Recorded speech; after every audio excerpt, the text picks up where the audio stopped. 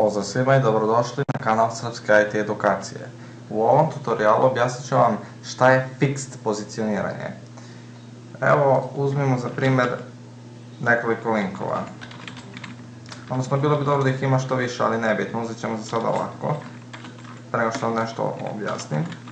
Napišemo http www.google.rs, napisat ćemo rečima Google i naravno ovo ćemo kopirati mnogo puta da bih olakšao i odnosno ubrzao kopiranje. Pitate se zašto ovoliko puta, pa objasnit ću vam. A evo sad ovako, kada ovo pokrenemo, prva stvar koja se dešava je da, kao naravno svaki link, on je inline elementi i ide u istom redu. Da bismo to promenili, napisat ćemo ovde display block, da se ponaša kao blok element i naravno linkovi će se naći ovako jedan ispod drugog. E sada, šta će mi ovoliko linkova?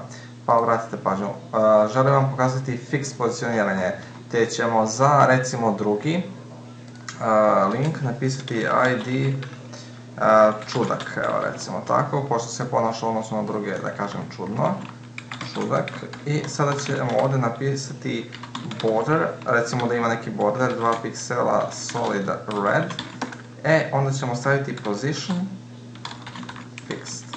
Šta je fixed pozicioniranje? Sećate se kod absolute pozicioniranja da smo imali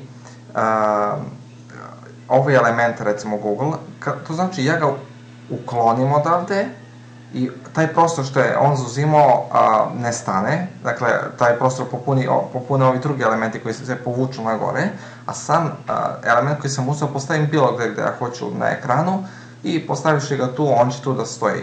Naravno, može da se desi da preklopi neki element, ali on će stojati tu gde se nalazi. E sada, kod fix pozicioniranja sve to isto važi, dakle ovde mogu napisati top 150 piksela ili left 50 nebitno piksela, ali jedina razlika kod fixed u odnosu na absolute je ta što ovo Google neće otići sa ovog mesta nikada. Dakle, ako uhvatimo ovde scrollanje, primetit ćete kako se drugi tekst pomera, ali on ostaje tu.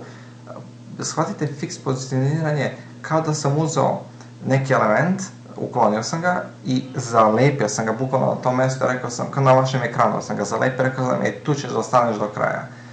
I to je korisno ponekada, primetit ćete kada imate neki meni gore. I u tom meniju naravno navigacija i sad neko želi da ta navigacija bude stalno prisutna korisniku. Te će on napraviti da to bude fixed navigacija i naravno prilikom scrollanja desit će se ovo što se dešava s ovim linkom Google, dakle ostaće tu do kraja stranice. I to je naravno korisno u nekim situacijama, zato i postoje ove različite vrste pozicioniranja, relative, absolute i fixed. Naravno static je default, to nema potrebe da pomenem. I to je to što se tiče ovog tutoriala, hvala što ste pratili.